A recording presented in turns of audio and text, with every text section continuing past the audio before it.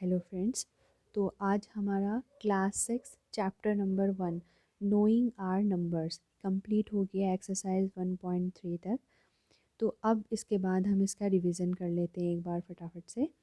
तो सबसे पहले नोइंग आर नंबर्स में हमने जो पहला टॉपिक देखा था वो था कंपेयरिंग नंबर्स। ठीक है, मतलब दो नंबर्स में कंपेयर करना, कौन सा छोटा कौन सा बड़ा। तो इसमें सबसे पहले तरीका क्या था कि किन्हीं भी नंबर्स में से चेक करने का कि कौन सा बड़ा कौन सा छोटा है। नंबर ऑफ डिजिट्स, जो उसमें डिजिट्स यूज़ हुई है ना उनका गिने। जैसे इसमें 2 हैं, इसमें 3 हैं, इसमें 4 हैं, इसमें 5 हैं। तो नंबर ऑफ डिजिट जिसमें सबसे ज़्यादा है वो नंबर हमारा सबसे बड़ा होता है। ठीक है, नंबर ऑफ डिजिट्स जिस नंबर में सबसे ज़्यादा होंगे वो वाला नंबर ओवरऑल सबसे बड़ा होता है। लेकिन जब नंबर ऑफ डिजिट्स बिल्कुल सेम हो जाएं, जैसे यहाँ पर सभी देखेंगे कि 4 नंबर ऑफ डिजिट्स की बनी हुई हैं सारी की सारी संख्याएं या नंबर्स।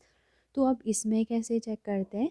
तो ऐसे नंबर्स में हमने देखा था कि जो लेफ़्ट मोस्ट नंबर होता है, सबसे बाईं तरफ का जो नंबर होता है वो हम चेक करते हैं। जैसे कि यहाँ पर 1 है, यहाँ पर 9 है, तो इन दोनों में से तो यही बड़ा होगा। ठीक है, मतलब ये 1 वाले तो कैंसिल आउट हो गए।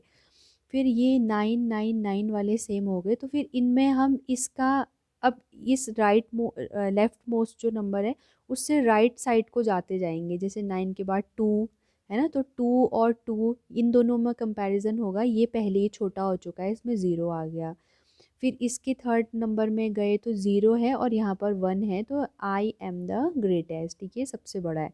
तो सबसे पहले सबसे लेफ्ट मोस्ट देखेंगे, फिर उसका राइट, उसका राइट, उसका राइट, ऐसे चेक करते हैं हम कि कौन सा नंबर सबसे बड़ा है। इसके बाद जो नेक्स्ट टॉपिक हमने पढ़ा था वो था how many numbers can you make, हम कितने नंबर्स बना सकते हैं। ठीक है, इनको आगे पीछे करके। तो काफ़ी सारे नंबर हम बना सकते हैं इनकी प्लेस वैल्यू को चेंज करके। जो वंस का है उसको हम 1000 में कर दें, जो 1000 का है उसको 100 में कर दें, 100 का हम टेंस में कर दें, तो आगे पीछे करके काफ़ी सारे नंबर बन सकते हैं। लेकिन सबसे हमने जो यहाँ सीखा कि सबसे ग्रेटेस्ट कैसे बनता है और सबसे स्मॉलेस्ट नंबर कैसे बनता है दी हुई डिजिट्स का यूज़ करके। ठीक है, तो सबसे ग्रेटेस्ट कैसे बन रहा था कि हम जैसे अगर हमें 4 नंबर दिए तो हमारे वो 1000 प्लेस तक जाएगा वो पूरा नंबर जो हम बनाएंगे। तो हमने उन ऐसे ब्लैंक स्पेस बना दिया। अब इसका जो लेफ़्ट मोस्ट प्लेस वैल्यू है, इसमें हम सबसे बड़ी डिजिट को प्लेस करेंगे। ठीक है, यानी कि जैसे 8 किया, फिर उससे छोटा, फिर उससे छोटा, फिर उससे छोटा। यानी कि सबसे बड़ा नंबर बनाने के लिए जो सबसे बड़ा होगा इन 4 डिजिट से बनने वाला नंबर, सबसे बड़ा नंबर बनाने के लिए हमने इसको यहाँ से लेफ्ट हैंड साइड से डिक्रीजिंग ऑर्डर में रखना है। ठीक है, सबसे पहले सबसे बड़ा, फिर उससे छोटा, फिर उससे छोटा, फिर उससे छोटा, जिसको डिक्रीजिंग ऑर्डर कहते हैं। इसी का ऑपोजिट अगर हमने सबसे छोटा नंबर बनाना है तो फिर हम इंक्रीजिंग ऑर्डर में रखेंगे। ठीक है, मतलब हम बढ़ते हुए क्रम में, सबसे पहले सबसे छोटा, फिर उससे बड़ा, फिर उससे बड़ा, फिर उससे बड़ा। ठीक है, तो ये इसमें इम्पॉर्टेंट था कि हम सबसे बड़ा और सबसे छोटा नंबर कैसे बना सकते हैं। उसके बाद हमने टॉपिक किया था स्टैंड इन प्रॉपर ऑर्डर, कि कौन सबसे बड़ा है उसको सबसे पहले रखो, फिर उससे छोटा, फिर उससे छोटा। या तो इंक्रीजिंग ऑर्डर में रख सकते हैं या डिक्रीजिंग ऑर्डर में रख सकते हैं। तो हमने सीखा था इंक्रीजिंग मतलब होता है कि सबसे पहले सबसे छोटा आएगा और ऑल्टरनेट बढ़ते जाएंगे, फिर उसके बाद वाले क्या हैं उससे बड़े बड़े बड़े होते जाएंगे। और डिक्रीजिंग ऑर्डर में सबसे पहले सबसे बड़ा आएगा, फिर उसके बाद छोटे छोटे आएंगे और लास्ट में सबसे छोटा आएगा। ठीक है, डिक्रीजिंग घटता हुआ क्रम है, घट रहे हैं, यानी कि सबसे पहले सबसे बड़ा होगा, फिर घटते ही जाएंगे आगे के। और बढ़ते हुए क्रम में यानी कि सबसे पहले सबसे छोटा होगा, फिर बढ़ते ही जाएंगे, तभी तो वो इंक्रीजिंग ऑर्डर होगा ना, बढ़ता हुआ क्रम होगा। ठीक है, और फिर उसके बाद हमने ये जो इम्पोर्टेंट है टॉपिक है कि इंट्रोड्यूसिंग 10,000। ठीक है, 10,000 पढ़ा था। तो इसके लिए हमने ये जो हमारे टेबल है इससे हमने देखा था कि ये है स्मॉलेस्ट जो नंबर ऑफ डिजिट्स के जो नंबर बनते हैं और ये ग्रेटेस्ट।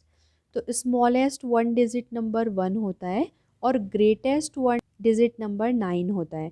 ऐसे अगर 2 डिजिट में आ जाएँ तो स्मॉलेस्ट 10 होता है, ग्रेटेस्ट 99 होता है। 3 डिजिट में आ जाएँ तो स्मॉलेस्ट 100 होता है और ग्रेटेस्ट 999 होता है। तो ये जनरली हम ऐसा रूल बना सकते हैं, स्मॉलेस्ट वाले 1 और 0 वाले होते हैं। मतलब अगर हमने स्मॉलेस्ट बनाना है, अगर 3 डिजिट बनानी है तो 2 0 लगा देंगे और तीसरे नंबर पे एक 1 लिख देंगे, ठीक है। और ग्रेटेस्ट बनाना है तो जितना बनाना है उतने बार 9 लिख दें हम। जैसे ग्रेटेस्ट 5 डिजिट बनानी है तो 5 बार 9 लिख दें। ग्रेटेस्ट 6 डिजिट नंबर बनानी है तो 6 बार 9 लिख दें। और ग्रेटेस्ट स्मॉलेस्ट 6 डिजिट नंबर बनाना है तो 5 बार 0 लग के उसके सबसे आगे 1 लिख दें, ठीक है। तो इस टेबल से हमने ये सीखा था। और ये आते कैसे हैं, जब हम ये जो स्मॉलेस्ट 1 डिजिट नंबर है ना, सॉरी ग्रेटेस्ट 1 डिजिट नंबर है, इसमें हम 1 ऐड करते हैं तो हम ग्रेटेस्ट 1 डिजिट नंबर में 1 ऐड करने से स्मॉलेस्ट 2 डिजिट नंबर में पहुंच जाते हैं। ग्रेटेस्ट 2 डिजिट नंबर में 1 ऐड करने से स्मॉलेस्ट 3 डिजिट नंबर में पहुंच जाते हैं। ग्रेटेस्ट 3 डिजिट नंबर में 1 ऐड करने से स्मॉलेस्ट 4 डिजिट नंबर में पहुंच जाते हैं, ठीक है। तो ये ऐसे चलता रहता है ऐसे, ठीक है। इसके बाद हमारा नेक्स्ट टॉपिक था प्लेस वैल्यू। इसको हमने एक्सपेंड करना सीखा था, ठीक है। जैसे 78 है तो इसको तोड़ के हम 70 + 8 लिख सकते हैं और 70 को हम फर्दर 7 × 10 लिख सकते हैं +8। तो ये इसका आप सबसे तोड़ा हुआ फॉर्म है, मतलब ये सबसे स्प्लिटेड फॉर्म है कि 7 × 10 + 8। और जिसके आगे जो जिस चीज़ से वो मल्टीप्लाई हो रहा होता है वही उसका प्लेस वैल्यू होती है। जैसे 8 1 से यहाँ पर लिखा नहीं है तो कोई भी नंबर अगर किसी से लिखा नहीं हुआ है तो 1 से ही मल्टीप्लाई होता है, ठीक है। 8 1 जा 8, तो ये 1 से मल्टीप्लाई है तो ये 1s प्लेस डिजिट है। ये वाला 10 से मल्टीप्लाई हो रहा है तो ये 10s प्लेस डिजिट है, ठीक है। ऐसे यहाँ देखेंगे ये 278 में जो 2 है वो लास्ट में 100 से मल्टीप्लाई हो रही है ना, तो 2 100s प्लेस डिजिट है, 7 10s प्लेस की डिजिट है और 8 1s प्लेस की डिजिट है, ठीक है। तो ऐसे ही हमने इसको देखा था और थोड़ा सा पढ़ना सीखा था छोटे छोटे नंबर्स को कि कैसे हमने उसको पढ़ना है।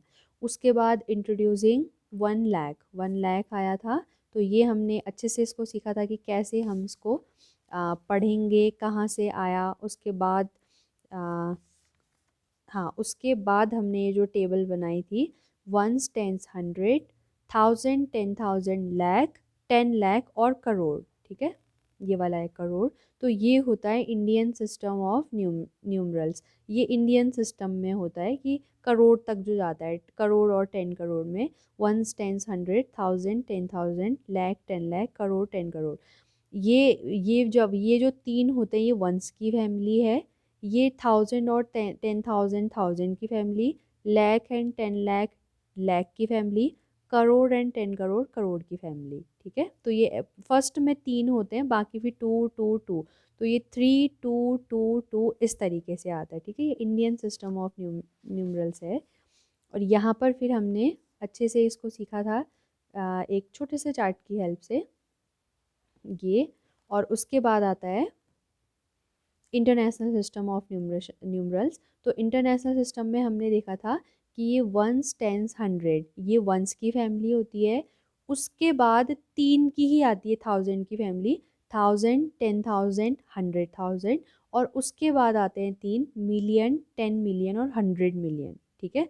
तो ये 3 3 3 जैसे इंडियन में 3 2 2 2 में जाता है, लेकिन इसमें ये 3 3 3 ऐसे बढ़ता है आगे, ठीक है।